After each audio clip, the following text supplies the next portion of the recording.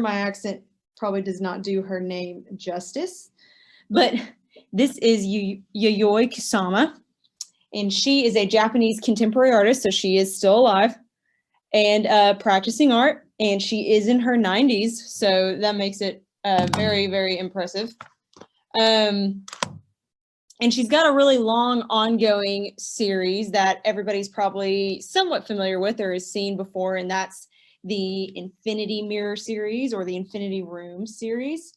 There's also the Obliteration Room that has become, you know, pretty popular. So she is very well known and a very internationally recognized artist. And she's been considered one of the most important artists, contemporary artists to come out of Japan. And I would say she's probably one of the most important contemporary artists alive, that we can really benefit from her work and kind of deeply considering it. But before we get started, this is going to be just a little bit different. You all will be a little bit more involved in this lecture, so it won't be so much as a lecture, more of a conversation. I'm going to kind of give you like the down low of who she is, and then we can kind of talk about. I've got a weird light coming right in the middle of my face, so I'm sorry about that. I'm sorry about that. I've got a light ray. Let me move. So it's kind of going to be a little bit more of a conversation between us, because I really want to get your input on what you think about her as an artist and what you think about her work. And I think she's a very interesting, she's a very interesting woman. She's a very interesting artist. She's got a really kind of a traumatic, rough past, rough childhood that I think plays a part in her work, but she's been really open about mental health issues. So I will say before we get into it, she does work within some more sensual realms of art. You know, she's interested more in sexuality and has some personal struggles with that. And we're not going to get, I'm not trying to scare you off. We're not going to get too deep into it, but this may not be the lecture that you want, you know, your 9-year-old to be around. But like all contemporary artists, they usually are wrestling with some form of identity, sexuality, politics. So just know that she's a contemporary artist. And so she is kind of, and she was very active, you know, in the 60s, 70s, and 80s. And so she was very active in a very tense political time when there were a lot of revolutions kind of happening, similar to what we're seeing today. But I just want to give you guys just a nice heads up and warning. So without further ado, we'll get started. So, who is this gal? I've titled this because I think I'm funny. But so Yayoi Kusama is a Japanese contemporary artist known for her sculpture and installations. And installations has a broad definition. I'm sure we all kind of know what they are. So this is not your run-of-the-mill sculpture or paintings. They're artists that hang things from ceilings. I just saw an artist at the Philbrook Museum that she hung sheets of mirrored plastic on the ceilings. And there are the artists that are exhibited at Crystal Bridges where they have, you know, rainbow threads running through a stairwell. Those would be considered kind of more installation-based works, not necessarily sculptures. So she is working a lot, and you'll understand what I mean by installations when we really start to dig into her work, but she is primarily known for more of her sculpture and installations, but she does also paint, and she's involved in all sorts of stuff. She's also involved in film, performance, fashion, poetry, fiction, and the list goes on. She's actually a pretty well-known author and has published quite a bit, actually. She's published a series of novels, she's published poems, and she recently published an autobiography. So her list of interests really makes sense when one approaches her installations, particularly any of her infinity rooms or her obliteration rooms. So yeah, she's got a lot of varied interests that I think really interplay with one another in her nature as an artist. And I think it makes a lot of sense as to why I think her work and her being involved in so many things really makes sense when you start to look at her work. And so we'll talk a little bit more about that later on. Her work is based primarily within conceptual art. Now, we've talked about this in previous lectures, but conceptual art is really, instead of, you know, say if you approach a Rodin or a Michelangelo painting or a Bellini sculpture, what you see is essentially, it's not that easy. You know, you always have to kind of play this, you know, there's a lot of symbolism, kind of if you think of like Renaissance art or even, you know, even Impressionistic art. But kind of what you see is what you get, you know what you're looking at. Her idea in conceptual art is that she's dealing with a lot of concepts, she's dealing with a lot of ideologies, and she's letting the viewer build the conceptions and the experiences that they have while she's playing with her own conceptions. And so we'll see that particularly in kind of her mental illness struggles or her varied interests kind of in feminism or in sexuality, that these are all very conceptual. There's no overt meaning to them when you approach a piece. You never quite know exactly what you're looking at until you kind of spend time with it, and then you might never really know exactly what it is. And this is also the fun thing with contemporary artists. Art historians and curators can't ever truly know what's happening because, as we know, the subconscious is a funny thing. And when artists work, there's usually different concepts coming into their mind about what they're trying to visually express. And so that's kind of the idea of conceptual art, kind of, you know, dumbed down for us to understand a little bit more. And I've got to dumb it down myself because sometimes you can get real into it and it's some of it's even over my head. And so just when you approach it, just know that you're working with someone that has layers and layers of thought built into her particular installations. A lot of her, there are a lot of facets to her work, like I was saying, a lot of layers. You know, she's done work in feminism, minimalism, surrealism, abstract expressionism, pop art, and more. And a lot of that has actually been done by her in her past work too. So it's understandable that a lot of curators or a lot of even contemporary art historians, if you can really call them that, contemporary art historians would say like, oh, this is obviously having to do with this, this, and this. It's because she's worked within these kind of concepts before. These attributions, even in her recent work, make sense because at some point she really has dealt with all of these concepts or ideologies. She has had a very long and successful career. So that's kind of something to consider as we learn more about her. Where did she start? Well, I'm glad you asked. Kusama was trained at the Kyoto School of Arts and Crafts in traditional Japanese artistic style. She was, however, more influenced by abstract expressionism, by American abstract expressionism in general, so much so that in 1958, she moved to New York City. And we'll talk a little bit more about kind of why she ended up moving, but let's just say like she was a little confined by the more conservative culture found in Japan and thought that there was a lot of freedom happening in the kind of avant-garde movement in New York in the 60s. And there was a lot of stuff happening, right? You can just think of all the social movements happening with, you know, like civil rights and feminism. There's lots of stuff going on. So she participated in the New York avant-garde scene throughout the 60s, eventually being recognized through her performance, where she would cover naked participants in brightly covered dots.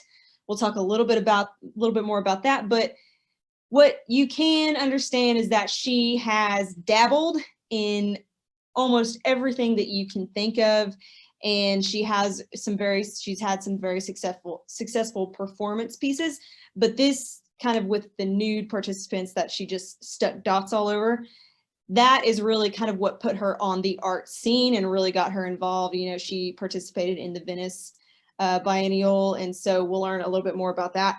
But that's kind of what put her on the art scene. And this is, of course, the artist herself. She's very good at taking pictures with her work, and she's actually documented herself with her work throughout the years. So that's kind of fun to go back and dig into her history and see how she both matures and how her work has both matured as well. So Kusama is a mental health advocate and has remained very open about her traumatic experiences as a child concerning both abuse and sexuality. She was abused by her mother, and her mother did not support her doing any sort of things involved in the arts. These traumas she claims, built her interest in art, as she would create to escape both the abuse of her mother and the trauma experience seeing her father involved in extramarital affairs. And it actually is a pretty sad story because she's very open, and I mean, you could go find it on a Wikipedia article, but she's very open about her life. But her mother used to ask her to go and spy on her father in these extramarital affairs. And so that really gave her kind of a bitter taste towards sexuality in general. And she came from a broken home in that sense. And so that kind of world that she was involved in, you know, was kind of like her cutoff. She no longer wanted to be involved in that reality, but created her own reality in her art. So coming from a broken home, she began to pursue arts really out of necessity. And this theme comes back when we look later at more of her installations, and we can see one of her installations. These are one of her infinity rooms with her infinity mirrors. But this is the overall concept, that a viewer can get lost in this. And this really plays a big deal in her life throughout her art, that a viewer can get lost visually in her art, so much so that there is this idea of self-obliteration, which we'll kind of consider more on as we go. As a child of merchants who owned a nursery, you know, a plant nursery and a seed farm, she would often draw pumpkins. Those were kind of her earliest sketches. An object that plays a large theme in her later work, and she even like strictly, you know, she even identifies with these pumpkins in a sense, which is a pretty interesting thing, knowing that they are so important to her in her home, especially because during her earlier career, she was trying to escape that home. So that's always a kind of interesting play, I think, with who she is and what she's doing. She also experienced hallucinations as a child and a young adult, confronting them and letting them spark creativity rather than shying away from them. And so she actually claims that the multicolored or neon dots that she sees, even these black dots all over, actually were part of the hallucinations that she used to see, and actually inspired a lot of her work today. And especially she's known for, you know, brightly colored dots. And those are a direct, you know, representation of what she claims her hallucinations were. So, underappreciated and hardworking. Although Kusama did experience success in Japan, she eventually found it too conservative for her particular expression. During the 60s, Kusama began Infinity Mirrors, and that's a series that she actually continues today. And so that series is actually, she builds and constructs these rooms for specific museums. And as we know, Crystal Bridges in Bentonville, Arkansas actually has an infinity room made by Kusama herself, which is very exciting. We're lucky to have it in our region, but she does make these rooms and make these spaces specifically for certain museums. So this is an ongoing series, and we'll learn more about this series later on, but just know that she's still continuing this. So, although it's easy to read her work through the lens of Kusama's childhood trauma, still keep an open mind when considering what these rooms and installations mean. It's always easy to say like, oh, this artist is painting this artist is painting that, they're making this, they're making that, because of certain experiences in their childhood. And although some of the subconscious could be true, there could be issues of abandonment, there could be issues of abuse. This is not always directly found in an artist's work. Now, Kusama has been very, very open that yes, a lot of these stem from her hallucinations. Yes, some of this stuff stems from her childhood, and we never need to ignore that, but also know that there are certain things that contemporary artists in particular, are wanting to convey with their work, and it's not obviously just all about like their traumatic childhood. So let's keep an open mind a little bit about that. It's always fun to relate like, oh, it's because of this that she does this, but it's very important not to put, especially Kusama, in a box of what we think is correct. And that's just the challenge with all contemporary artists today. So these particular installations of infinity mirrors and infinity rooms feature rooms lined with mirrored glass containing neon balls hanging above the viewer at varying heights. So that really gives not only do the mirrors give depth, but the varying heights also give depth to the room. So it's not just like you're bombarded with the same height, because that wouldn't be, if you think perspectively, that would just be on a flat plane, you know, it would be kind of this, you know, we would just see almost a line. So these balls are at varying heights, which give depth when one enters the space. These types of installations have only matured with the artist as she continues to experiment constructing these rooms within specific museums. And as time went on, she began incorporating other elements into her infinity rooms like lights and music, depending on their specific purpose and what she felt this particular museum needed, what she felt she needed to express creatively. And I don't know if any of you have been to one, but what happens is usually only 1 or 2 people are allowed in, and especially with COVID, I think 1 person is allowed in. Well, I actually think they've closed down most. Crystal Bridges was actually closed because of COVID. Her infinity room was closed. But what happens is that a viewer or a couple of viewers will get a ticket and they'll essentially go into these rooms, and they're relatively smaller spaces. You know, they're not usually pretty large. The one at Crystal Bridges is relatively small. I want to say a 10 by 10. It might be a 12 by 12 room. I'm not sure. But what happens is that the viewer will stand on a central platform that will elevate them just slightly. And that's where they will be able to experience the infinity room. They'll be right in the center, and they'll be able to experience the infinity room from all angles. So it is a very, I think, sensuous in the sense that you are experiencing lots of things like sight, even sound, and you're wanting to touch. You know, there's this idea of tactility, but not really. So it is a very, you know, sensuous experience for the viewer. So although Kusama's work seems playful, and in many ways it is meant to be playful for the viewer, there is always something to consider when dealing with a person's psychological nature. So we've got to consider, you know, the struggles that Kusama herself has.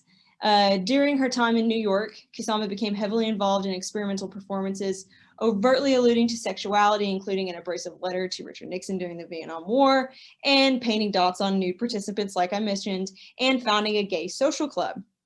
Now, we might think like, oh, well, you know, I've heard worse, or, you know, what's that about, you know, but you've got to understand this was in the 60s, and she was coming from a very conservative family in Japan.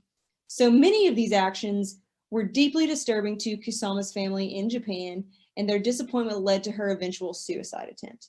Now, she's been very open about, and she had a previous suicide attempt before this second one, and that was because her rooms were getting a lot of notoriety. You know, her work was getting a lot of popularity, and a lot of male artists were actually copying her, essentially, and making a lot of money off of it. And she was hardly making anything. People were very unappreciative. You know, she was a woman artist. She's very extreme. And so people at the time, I suppose, would have enjoyed all of this content coming from a man rather than a woman. And so that kind of put her into a series of kind of this spiral of depression. And that's when she attempted to take her life the first time. The second time was obviously after the disappointment and shame she felt coming from her family and from her work. And she even says that her work gives her purpose. So if you can imagine, that would be a very tough time and a very turbulent time if the only thing that's really keeping you alive is the one thing that your family hates about you. So you can understand why this was a rather dark period in her life in New York in the 60s. So to move on, and not to try to just blanket it, but I want to get you guys as much information as I can to kind of move on. In the 60s, she does receive some help. And in 1966, she exhibits in Venice her work Narcissus Garden, which I think is really probably one of my favorite things that she's done. Her work eventually led her to a participation in Venice Biennial in 1966, where she exhibited her installation Narcissus Garden, featuring 1,500 mirrored orbs she sold for $2 a piece. And actually, some of these orbs can be found around Bentonville, and I should have done a little bit more research. I was surprised to see them when I went, and when I started doing my research over these past few weeks, there are some orbs laying around. I don't know what the origin of those were, but I wonder if Kusama also had these orbs involved, you know, at Bentonville Crystal Bridges for a while, and then they were transferred to a secondary location. So, but So this is, and so obviously we can see like this concept of narcissism, you know, what is that? These are mirrored orbs. And so the viewer, whoever is involved, whoever is passing all these orbs, they're passing hundreds and hundreds of orbs of themselves, essentially. And so it's kind of playing with this idea of who's the narcissist. But then, fun fact, Kusama was the one that wore a gold kimono in order to stand out of the crowd, right? And so she had this bright gold, shimmering, shiny kimono on in the midst of all these orbs. And so that really begs the question, who is the narcissist, the artist or the viewer? Who wanted to be noticed in the midst of these orbs, the artist or the viewer? So I think that's a fun thing to kind of consider when you consider her work. And when I say playful, I think she's interested in different layers of the mind, you know, and how even narcissism begins to function, because we all kind of like to think, oh, we're humble, oh, we're not that caught up on ourselves. But really, in the end, it's difficult to not care about yourself most of all at the end of the day. And so I think Kusama was definitely playing with ideas, you know, what is self-satisfaction? What is narcissism? You know, and I think even today with concepts of self-love, she would just go crazy with it. So I labeled this a smiling narcissist buying her orb because, like I said, I think I'm funny. So, oh, well, it seems I have a spelling issue right here. I'm sorry about that. Kusama and mental health. So this is very important that we do continue to discuss her mental health because she is an advocate. And she's been very open about it and the impact it had specifically for her career. She actually attributes a lot of her struggles with her career. So as mentioned in the lecture summary, Kusama has been open about her mental health struggles. After attempting suicide twice, she eventually returned to Japan and checked herself into a mental health hospital. And that's where she began her writing career, focusing on novels, short stories, and poetry. And this same mental hospital is actually where Kusama still resides by choice. Her art studio is not far from the hospital. And one time she did famously quote, and she's been quoted this many, many times, "If not for art, I would have killed myself a long time ago." So she has continued to publish various written works, including an autobiography. So this is the important thing we need to understand about Kusama and about, I think, a lot of particularly contemporary creatives, especially I think in light of this COVID-19 pandemic, is that any sort of semblance of normalcy, any sort of semblance of satisfaction, a lot of people are trying to hold on to this. They're not quite sure where to look. They're anxious, and there are people that do struggle with mental health issues, and there are people that are just struggling with this overall time and season of kind of not being in contact with a lot of people, that our lives have kind of essentially been flipped upside down. Even in Fort Smith, Arkansas, it's different, right? It's different than it used to be. People are second guessing you every time you have an allergy attack out in public. And it's like, yo, calm down, I'm fine, but you never know. And so people are they're anxious about it.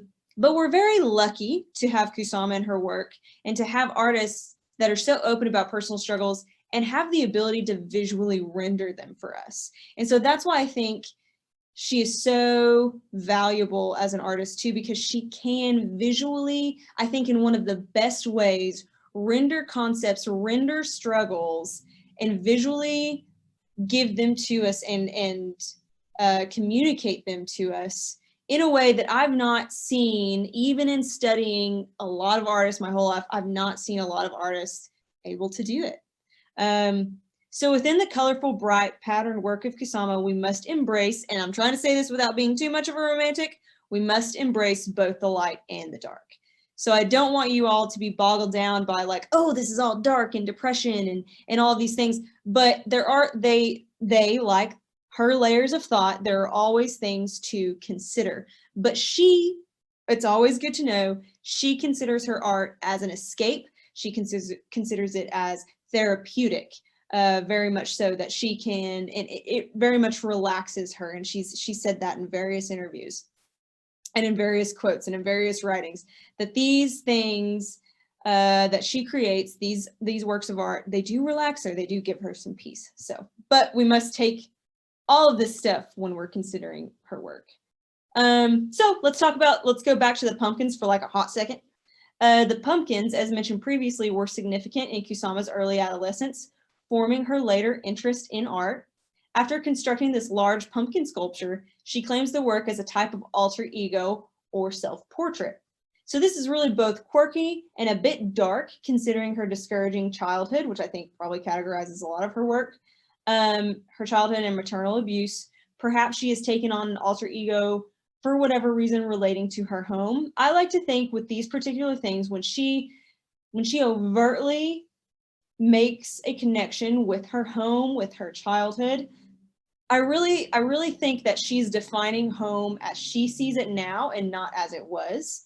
And so when I say that she creates art as a necessary escape, I think she's reclaiming a lot of what she experienced as a child and reclaiming what Japan now means to her. At least that's how I like to see it. Obviously, you're going to get people with all sorts of opinions, and I want to hear all of your opinions too. So Kusama continues her career, and perhaps the most exciting for me was when she exhibited 6 infinity rooms at the Hirshhorn Museum in Washington, D.C., because I was there when it happened, and it was something else. And so I wanted you guys to see some of these just in action, and I apologize for these were higher resolution pictures, but in the parameters of Canva, they have not allowed me to creatively express myself as much as I would like. So, but these are segments of her infinity rooms. Not all of these were found at the Hirshhorn Museum, but this is what I want you guys to understand, that you are, as much as you can be, immersed in this. And for a lot of people, it could cause a lot of issues, and for a lot of people, it's very calming. And so for Kusama and her work, all of these things are very calming to her. So this is one. And we'll just kind of take some time and look at it, and we'll take our time and go back through them, because I obviously want to hear your opinions on who you think she is as an artist and in kind of what she's trying to accomplish here.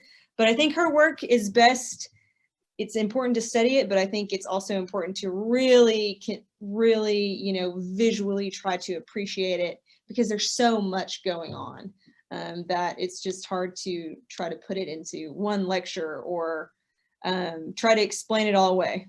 So we'll spend some time going through here. And like I said, she constructs these rooms for specific museums. I sure do wish the Ram Museum could afford her, but I'm afraid that's probably not in our 2020 budget. But as you can see, each room serves a bit of a different purpose, and each room is very unique in its construction. You know, this is obviously, you know, she does, like I said, she does very much have a thing for pumpkins, and she does consider it an alter ego. So it does play a large part in what she does. And these are just samples of her work that I wish we just had time to go in and consider all the time. But like I said, you know, she's not one to necessarily quit projects, or, you know, she kind of just has an ongoing series, and I think she just does what she's interested in, which is very nice and very, you know, I think respectful that an artist would do that, you know, and I think it makes sense when you got a good series, why stop, you know? So these are some examples of her work as well. You know, this is another infinity mirror here. So you can understand that they're not just all lights and you know, neon balls placed everywhere, but, you know, they're different structures and different things that she's doing as well. And this is why I said she's known for her sculpture, because these are obviously considered more sculptures and installations. And so she is working with that as well. And before we kind of dig into what you guys think of her, I just wanted to talk about her concept behind obliteration room, just to get you guys kind of on the ball thinking. Major concepts behind this is the obliteration of the self, of objects, concerns about functionality, and participation by the viewer. Over time, you know, these rooms are stark white, and then when viewers come and visit, they will put these, you know, neon stickers all around the room, and eventually it will obliterate the entire room, right? So my question that I want you guys to kind of consider, ponder, is if you believe self-obliteration plays a theme in her other work as well. Like I said, she's a conceptual artist. She's got a lot of different layers to her. So it's you know, it's important to consider, it's important to critically examine what she's doing. You know, it's always fun to come in and enjoy these spaces. I would definitely enjoy them, but it's always fun to, I think, critically examine, and it's what people who appreciate art do. They examine, what is this artist trying to do here? You know, why am I in this room where nothing is really functional? There are stickers everywhere. Everything looks the same. So I think concepts of self-obliteration are apparent in her work, but I would definitely like to hear your opinions. So we'll kind of go back to some of her infinity rooms. But I guess my question for you, and you don't have to think just right off the bat, but I want this to be more of a conversation. You know, what do you think about Kusama as a contemporary artist in general? Do you think she's reflective of what most contemporary artists are doing? Do you think she's just too over the top, trying to be far too academic or scholarly, perhaps, for the everyday layman like ourselves? Do you think that she's just doing what makes her feel better? Do you think she's just doing this as a necessity? You know, this is how she deals with pain. This is how she deals with suffering. So I'm interested to hear your opinions. So you guys can shout them out if you want to. If not, then we don't have to. So no pressure, but I think she's a fun artist to talk about and consider. So.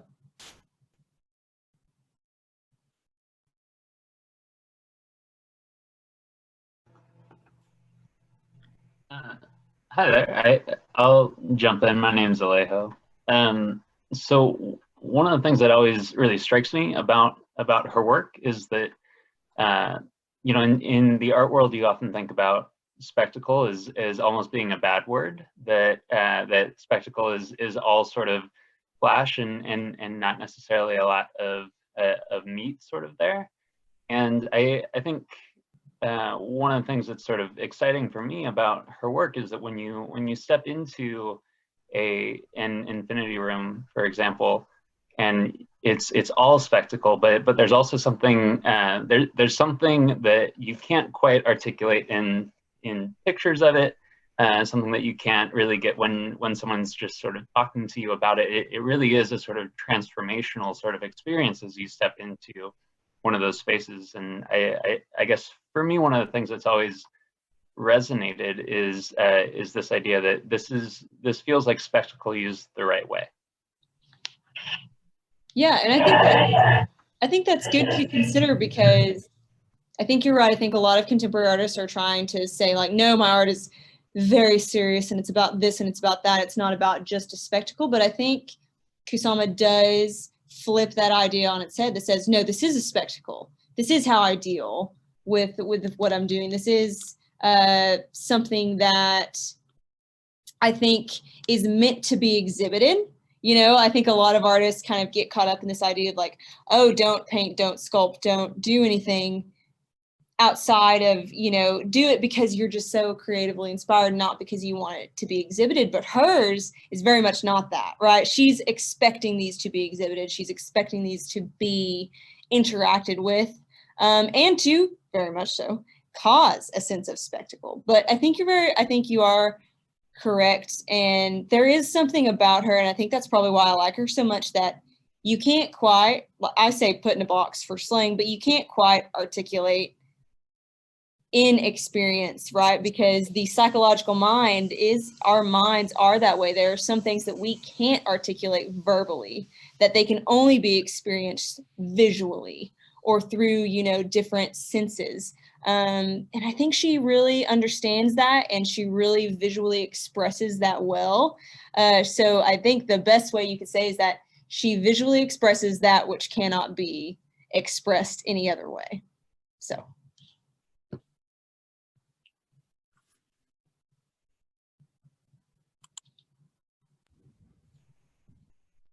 Well, do you guys have any, well, I can't, and I'm not necessarily a contemporary art expert, but if you guys have any questions for me,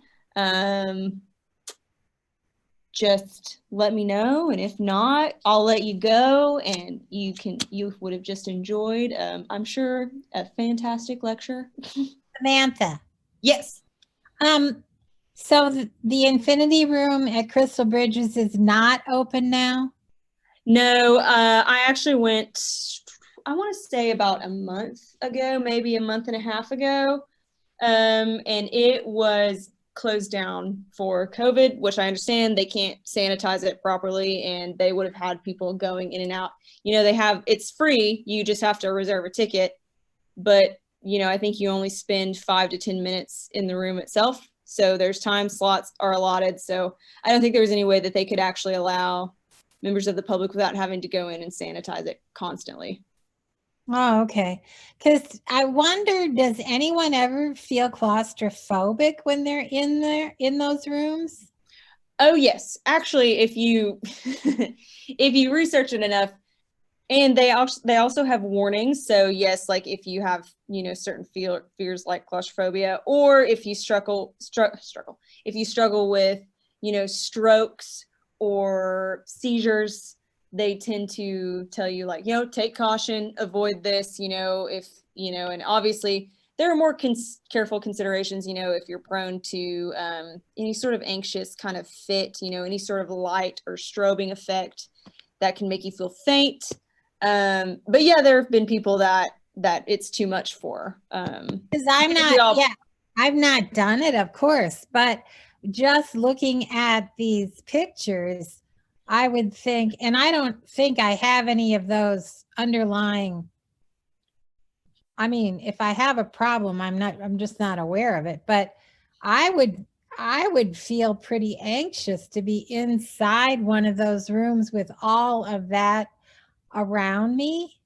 Mm-hmm. That seems to be, I mean, you call them infinity rooms, but to me, they're overwhelming. Yeah. I think the one at Crystal Bridges is pretty, it's pretty tame. Like you can go into it. So I went in with a friend pre-COVID, obviously. And the only thing that she felt was she felt a little disoriented. And so that made her want to get out of it. But I have anxiety. And so, but I'm an artist. So when I was in there, it's just fun just to stand like wherever the center may be for you, because it's kind of just going to be different for everybody else. And just, you know, you can just look at all the different colors and it's really very beautiful if you just take the time, because, you know, like it's, when you walk into it, you know, they let you go in with your group, and you know, it's not really timed. So if you feel, you know, there shouldn't be any rush. So if you're able to just kind of walk through it and take your time, then that's where you can kind of just take it all in and look at the beauty of it. If you feel like you're rushed, then that's where the disorientation comes in, and you might freak out a little bit. So I think it just depends on how you walk into one of her installations. So is it going to be up at Crystal Bridges permanently, or is it something that is going to vanish? No, it's permanent. Oh, okay. Yeah. Okay. All right.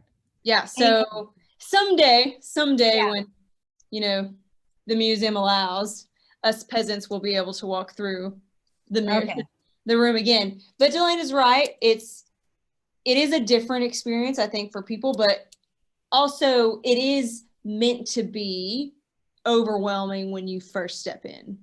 That is really, I think, what Kusama is wanting. And when you do take the time, you do become a bit more relaxed, because that, I think, is a pattern, kind of like her mental process in creating, in kind of just her story as an artist, that it is overwhelming. You know, there's so much, you know, there were 1,500 mirrored orbs. That's ridiculous. Who even takes the time to do that? This is ridiculous. But once you kind of step back and begin to experience it with all sorts, you know, and all the senses happening around you, and happening to you, then that's really when the appreciation happens. But I think it's very much playing with this idea of kind of like Michelangelo's Sistine Ceiling Chapel, that you are meant to spend time with those images. You're meant to spend time in these rooms. And unfortunately, I think a lot of people do feel rushed. You know, if you can imagine, there are people with other tickets waiting to go in. It might be 30-minute like increments or something like that. I'm trying to remember because I reserved a ticket a long time ago. Huh? I said it's been a hot minute. It's been a hot minute.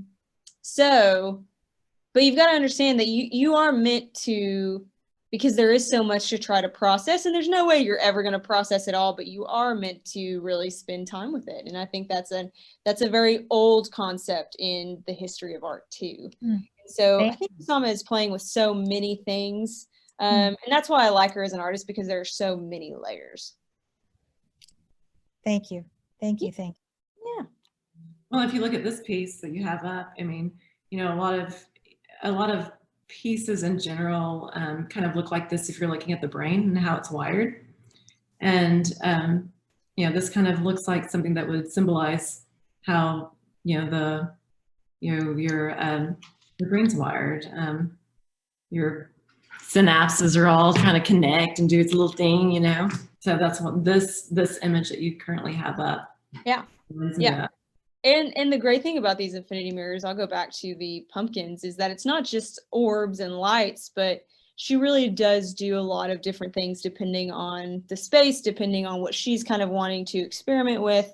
And if you go and Google just infinity mirrors all around the world, these rooms will pop up, and each one, there are some that are very similar, but each one is different from the other. But all of them, I think, do have to do with this idea of spectacle and an overwhelming sense for the viewer, because that's really, if you think about it, especially psychologically and with all the studies that we know, that's really what our brains do, right? Like we become overwhelmed and we have to process things.